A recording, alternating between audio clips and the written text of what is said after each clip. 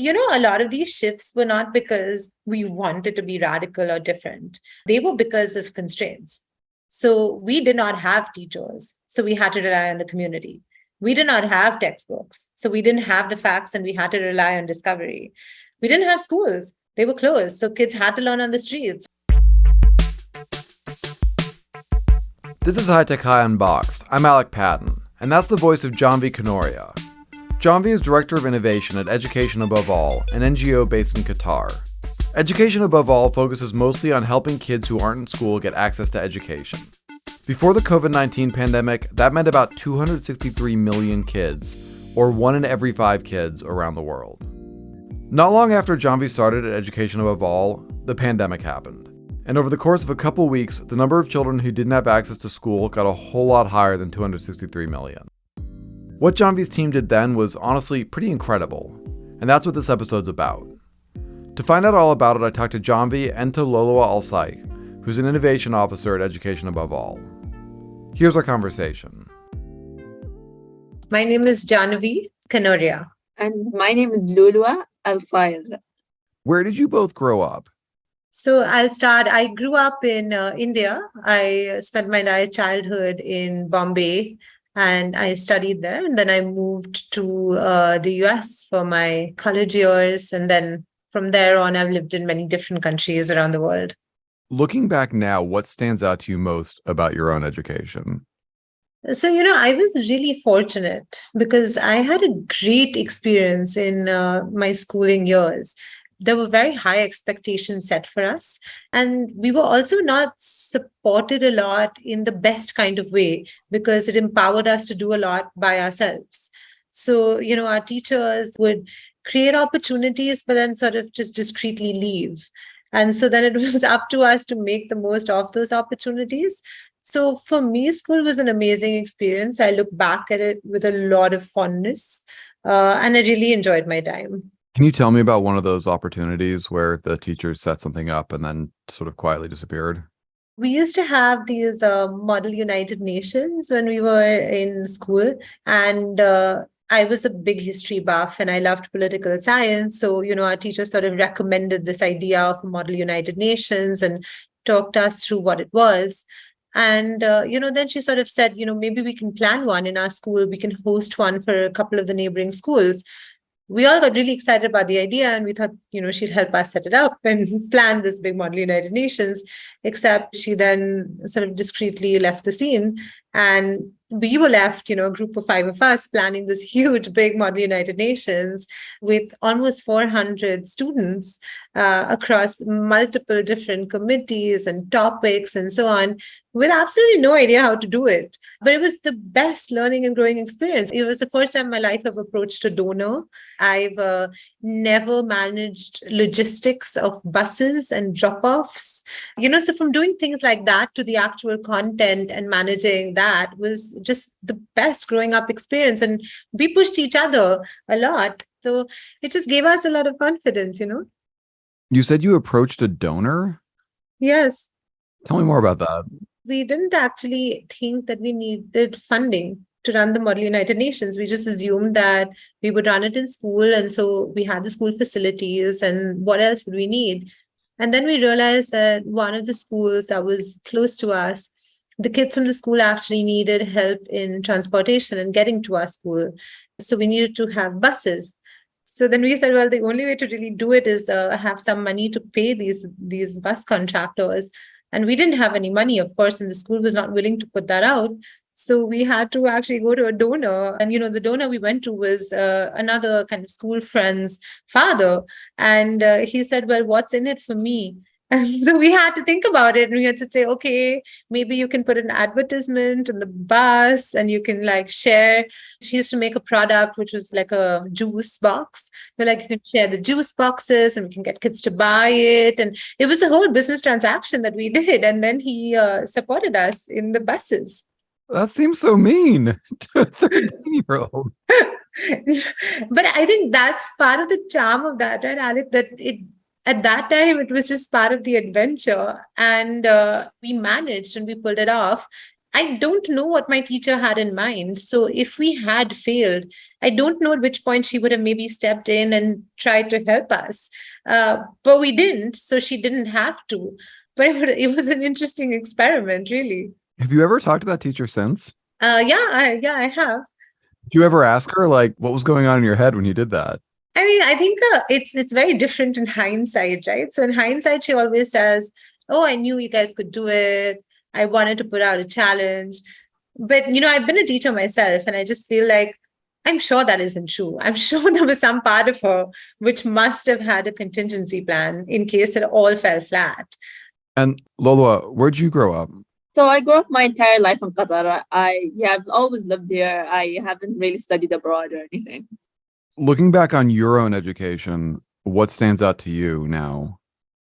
Thankfully, I've lived a very privileged education. I went to a private British school and then I went to an American university here. And honestly, I had a lot of opportunities to join clubs, do a lot of different things. And it kind of also inspired some of the work that I do now, which is to give others this opportunity as well. And now this is a question for both of you. What brought you to this work? And by that, I mean specifically educating kids who are unserved by formal education. So I think for me, there were three main drivers that maybe I'd like to share with you in mini stories. The first is a very obvious one. I'm a complete anomaly in the Indian context of gender discrimination. I grew up having house help, and their daughters never went to school. And if they did, they were pulled out of school very early in the interest of getting married or in the interest of beginning to earn a living. And education was never prioritized. For me, this was not the case. I had a family that really supported my education and my overall learning. They sort of really fueled my dreams, set very high expectations for me. So it was quite a different experience. The second was just, as I mentioned to you, I loved school and it really helped build my self-worth. And what really shocked me was close friends of mine who went to the same school as me had a completely different experience coming out of the school, one that totally destroyed their confidence. And unfortunately, these are really formative experiences. And these beliefs sort of carry forward, and they carry forward for a large part of my friends' lives. And many years later, they would say, well, I'm not the smart one. I'm not the X one. And that's because school taught in a particular way and we did particular activities, and I happened to excel in those. But their talents were perhaps unrevealed till much later. And unfortunately, they never, therefore, gained that sense of worth as a result. And I think my third experience was after I graduated from college, because I graduated in 2008, and that was, of course, a year of the big recession. At some point, I found myself jobless, and I joined a low-cost government school, which was transforming into an IB school in a small town in India. And I was teaching there and sort of helping across the board. And I was working with a group of 16 and 17-year-olds in a co-ed classroom, and I was teaching them history. And one of the things that really took my breath away was how little they knew about the world around them and how little they had been empowered to think or act. And it just really was very disturbing to me, because I knew that in a year's time, these would be voting citizens of the country. And they didn't know, or they weren't able to differentiate between even very basic things. I mean, so for example, we were having a conversation about a huge increase at that time related to sort of just harassment on the streets and so on for girls. So a lot of that was happening. And we were discussing that. And across the board, the reaction was, well, we don't get involved. We just sort of walk away. And I said, okay, that's fine. I understand self-preservation, but what would you do if it was your friend? How would you react if it was someone you knew? Or in a different instance, we were having a conversation about a particular politician who was unfortunately very myopic in his perspective and therefore bringing a lot of divisions. And all of them sort of unequivocally said, yes, we would vote for him. And I said, but why?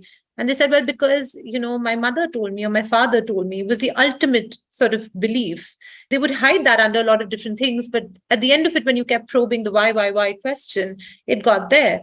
So I had a big debate with them. And, I told them that if they win, given that I was a voting citizen, I would vote for this politician. And if I won, then they would, help me change their mind. And that's all I wanted. And of course, I made sure I won. But the next day, they came back to me, and this boy says, well, I went home and I told my mother we should not vote for this person. And I said, oh, that's fantastic. What did you tell her? And eventually it came down to, well, because my teacher told me. And I was like, oh, God, this is not achieving anything.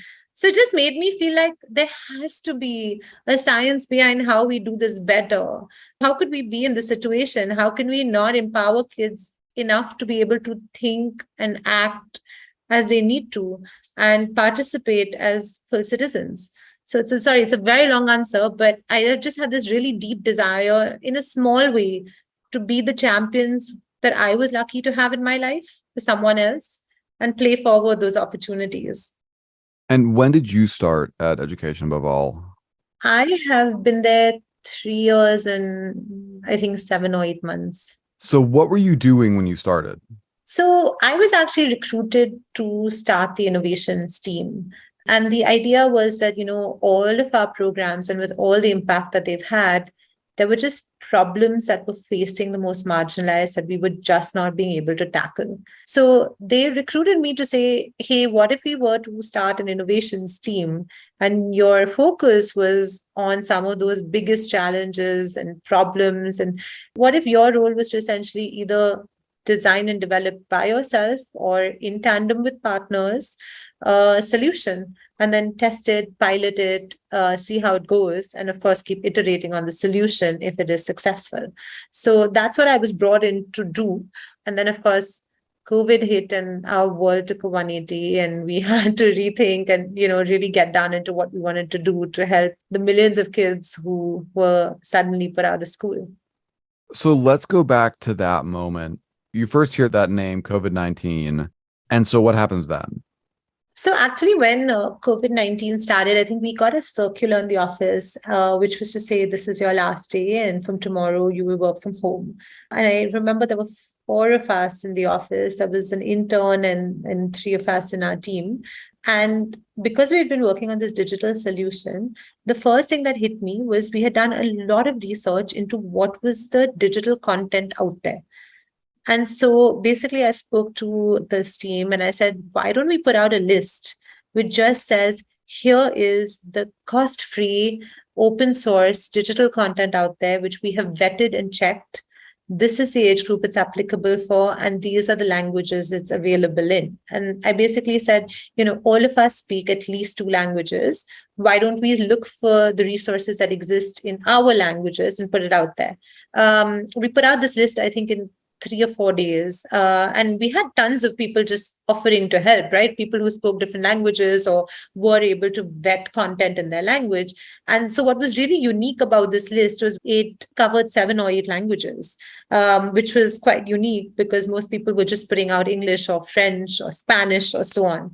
And that actually crashed our website, that list, because we had so many people come to our website to just check it out.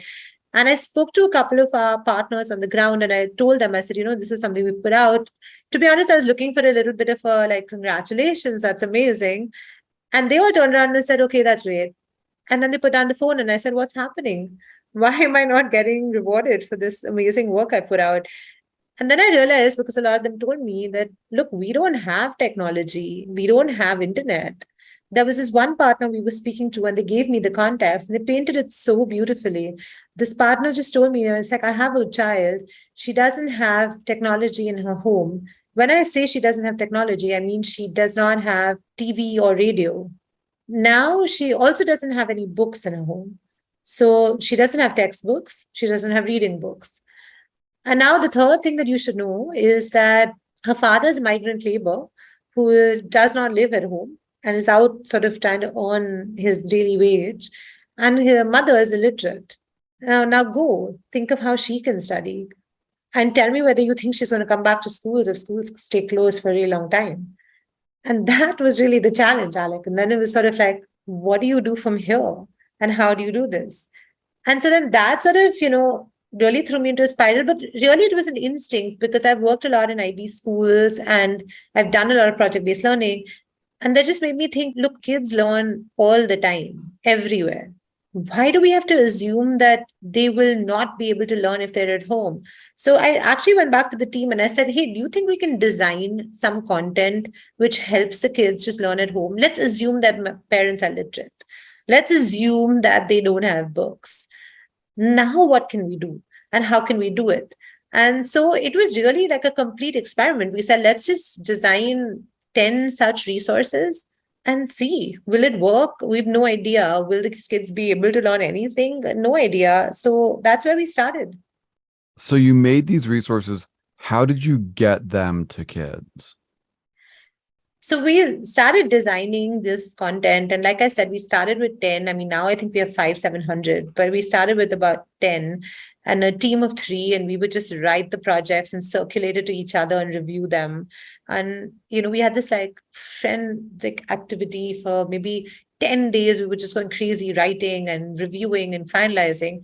And then we realized we had nobody to actually use this content. What do we do now? So we approached one NGO, which we knew, and they said, oh my God, that's fantastic. Can we use it? We said, absolutely. How will you use it? How will you reach the kids with this? And they said, oh, we have this idea. In their community, there's this one person who has a phone. So we'll call that person at 9 a.m. and tell him to put his phone on speaker and get the kids to come around and just listen. We're like, really? That sounds really tough. And we're like, okay, let's try it. So it literally started like that. And then we just got NGO after NGO coming to us and saying, hey, can we use this? Can we use this? And they would all reach the beneficiaries in just the most unique of ways. Those who had technology, of course, used it. So the people who had phones or had radios, which in our case was the best that it gets, they used that. For those who didn't, some of them painted instructions on the village wall, which was then painted over.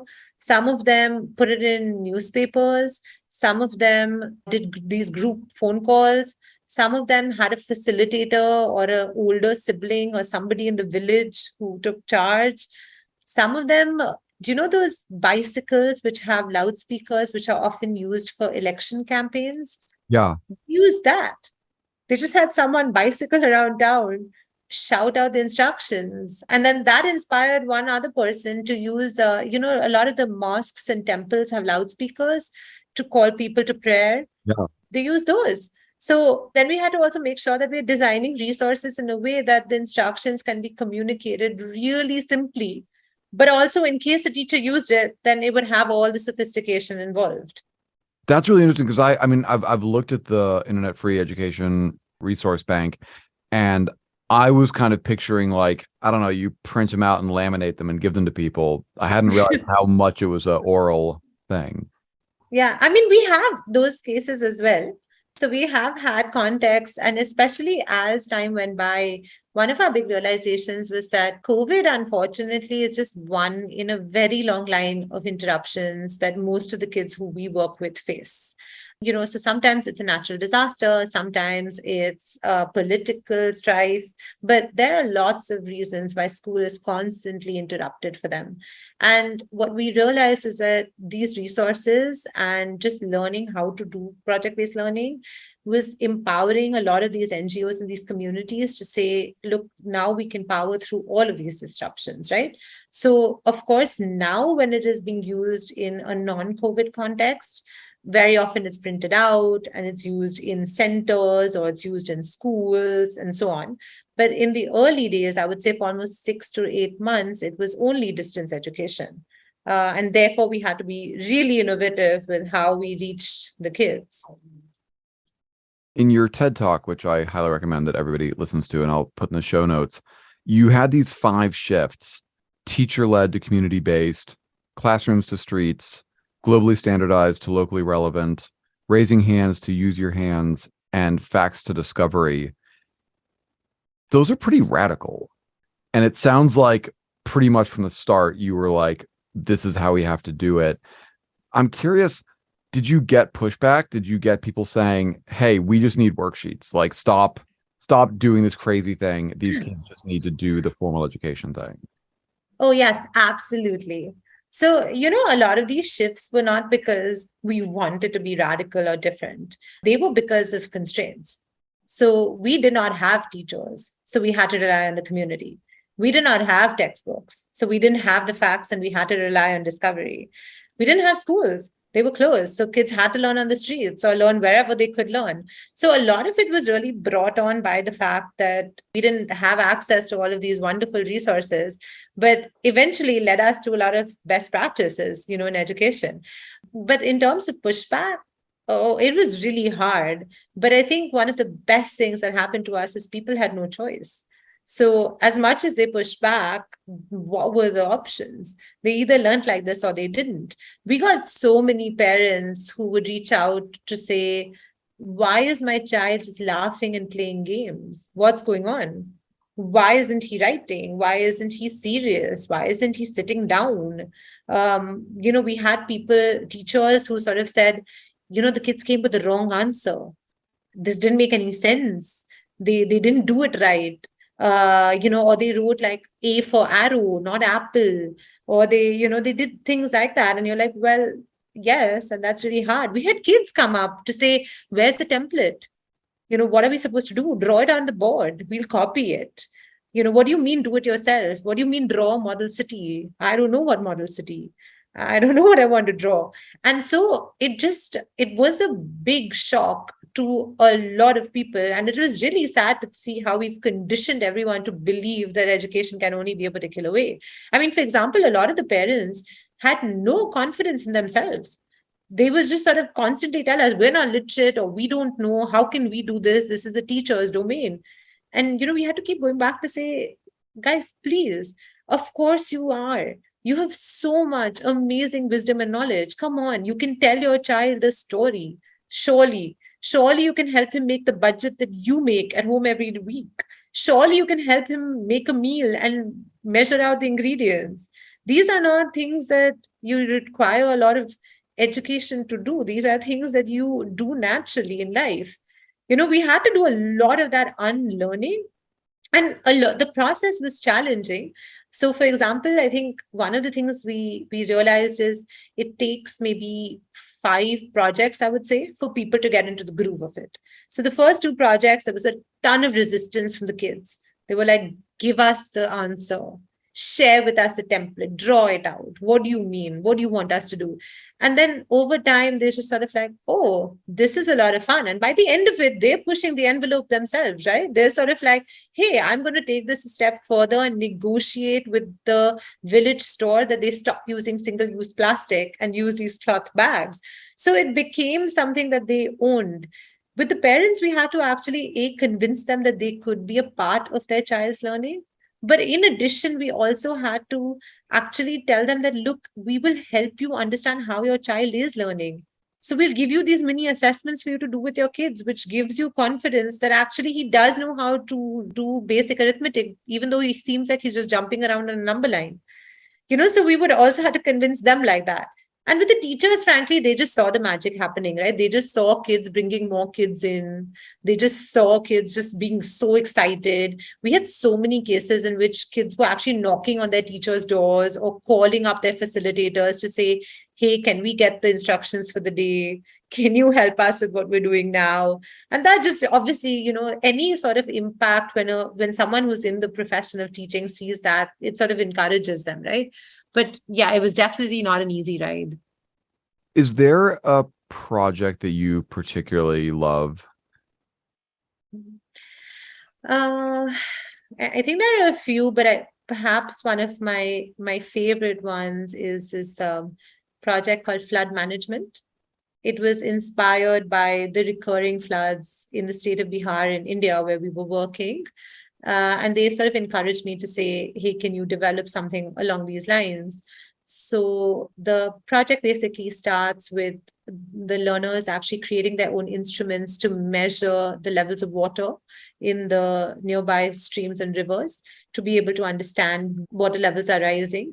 They then do a few different experiments, creating models to help understand what human behavior increases the chance of flooding. So, for example, deforestation or, changing of the course of water bodies and so on. They then develop evacuation plans and design for themselves what were the most essential items that would be taken if there was to be a flood. And then they circulate that amongst the village so that people actually understand what to do when a flood hits.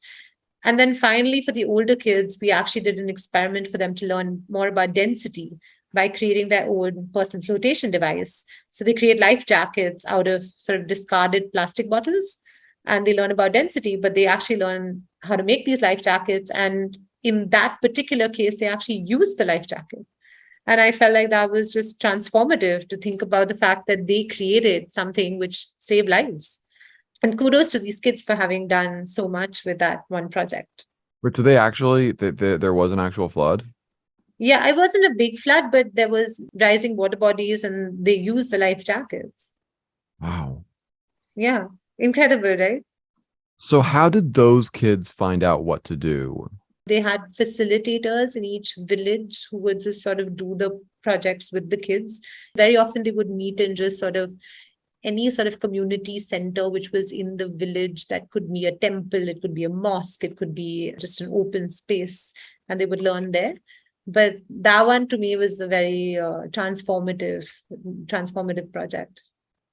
So in that instance, you have a facilitator who probably is literate, and they're Yes. looking at the lesson plan and using that to figure out how they're going to share it.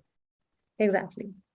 So one thing I'm interested in, I know you were just in Poland working with refugees from Ukraine, and it seems like refugee populations are a group who Education Above All ends up working with pretty regularly. Is that accurate? Yeah, absolutely. And are you using, do you call it IFERB, or do you always call it the Internet Free Education Resource? No, we call it IFOB. I know it's a terrible name. I apologize for that. But at the time, we didn't really have the bandwidth to think of something more catchy. I kind of like it. I like it. Oh, I'm so grateful to hear that. And plus, IFERB catches on after a while. Like you start liking it. I've loved it from the beginning. I've always thought it was a little weird, but I've always loved it. So IFERB, are you using that a lot with refugees? Yeah. So here was the context there, Alec. We did use it with refugees from the very beginning. So, for example, we did a project in Lebanon with a lot of the Syrian refugees who had moved there and were out of school. But what actually prompted us to develop slightly different content within the IFERB suite was when the Afghan refugees came to Qatar. So when they came to Qatar, we had a great opportunity to interact with them. And when we interacted with them, we sort of recognized so many gaps, which were frankly quite frightening for us. For example, most of these refugees did not speak a word of English. And a lot of them were going to be transported, as you know, to the US. A lot of them, for example, had no idea about which country they were in. They would often ask me, am I in New York? When they were in Doha. And they had just no concept of where they were going or what these other geographies would look like.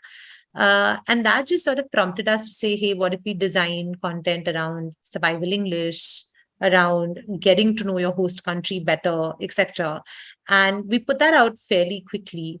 And we had a huge and very good response from the international community. So we had even large NGOs like Save the Children and IRC adopt that content because frankly, it was just very timely. It was all available in Dari and Pashto, and it was very, very relevant to these learners. And then that gave us a bit of confidence to say there seems to be a gap in this sort of short-term educational needs for these refugees, which is very thematic based on their needs.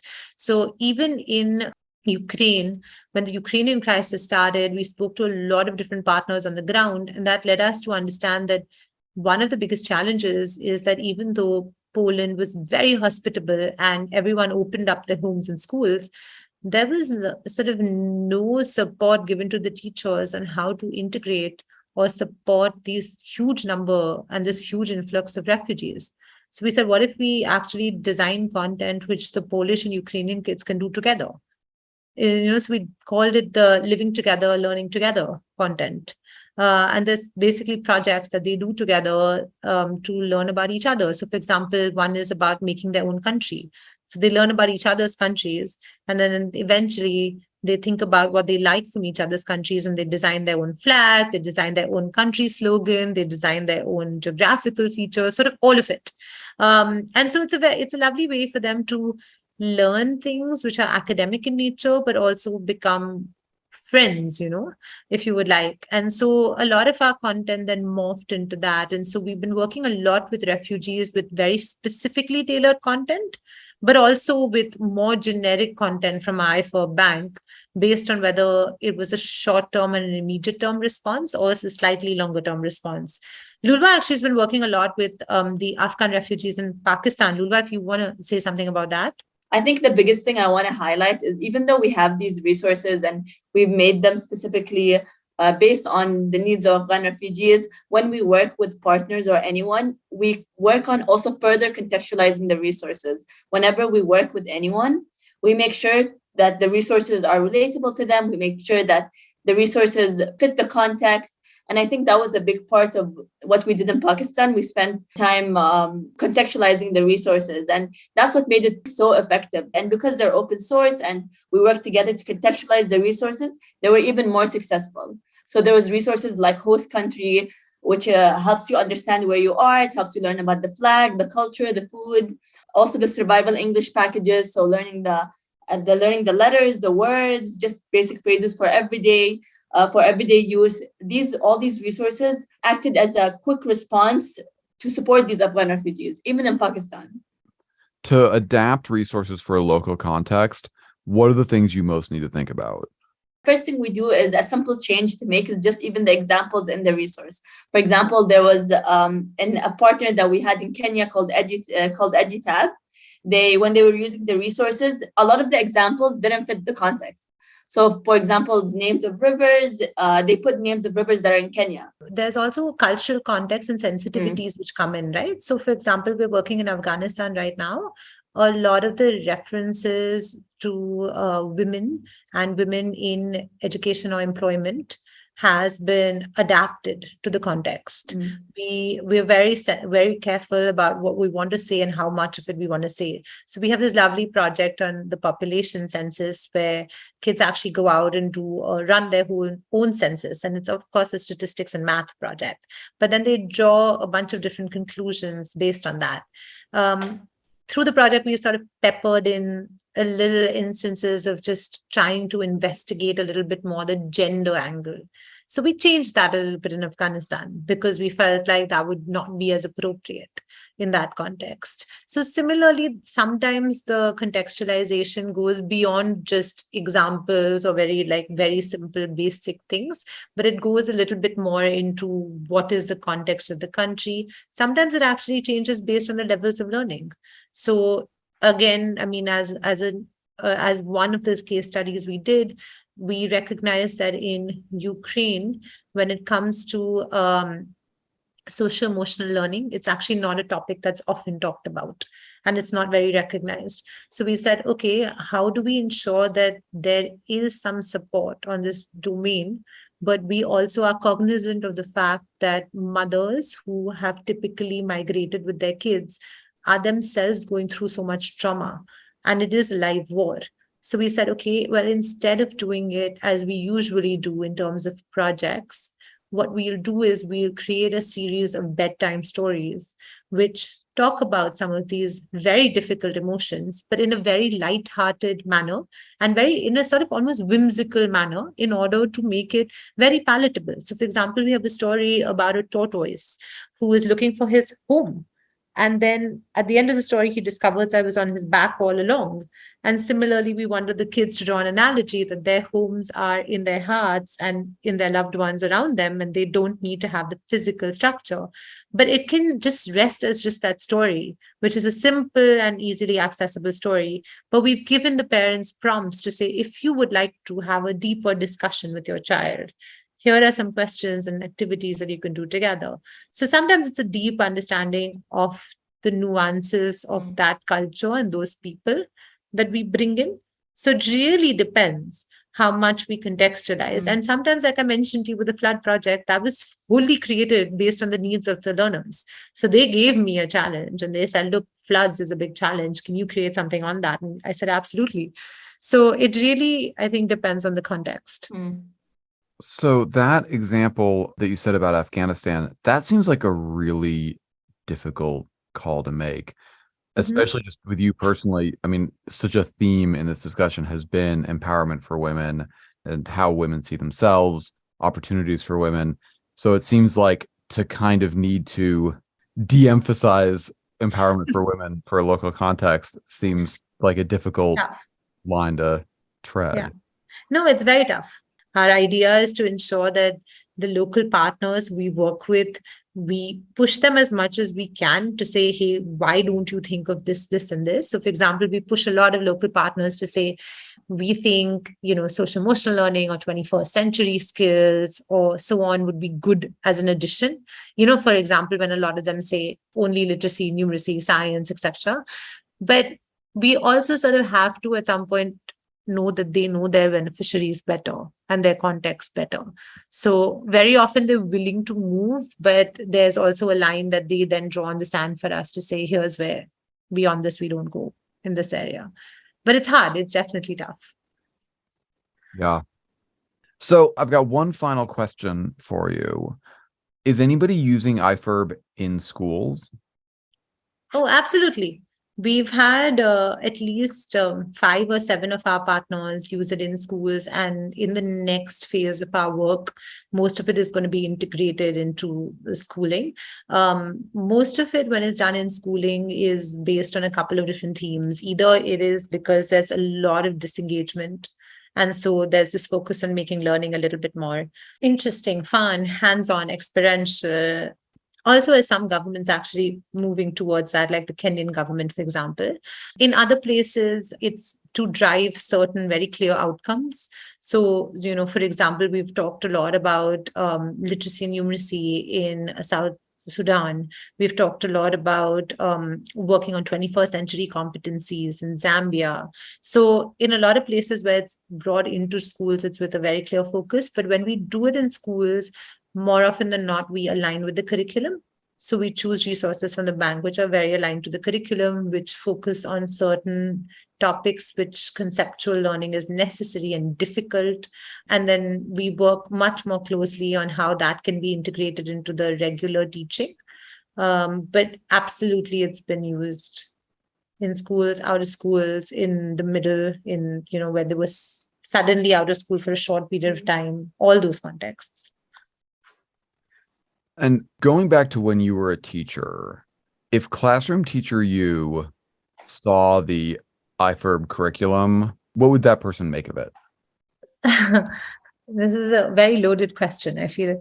So, to be honest, as a teacher, I was very overwhelmed. And I think one of the things that overwhelmed me the most was trying to design lesson plans which were interesting and fun and interdisciplinary and still sort of really drove home conceptual learning with discovery. And I always felt as a teacher that I probably thrived when one of my other co-teachers had already developed that content and I had the opportunity to just focus on what I needed to do, which is make it work in my classroom. Because anyway, Alec, as you know, that there's a lot that's on paper, but what happens in the classroom is pure magic and it's totally different sometimes. Sometimes it devolves completely from that paper into a different direction. Sometimes it works out exactly as it was written. So I just really very often wish that somebody would just do that work for me so that I could just focus on the actual classroom teaching and the dynamics and the learning process.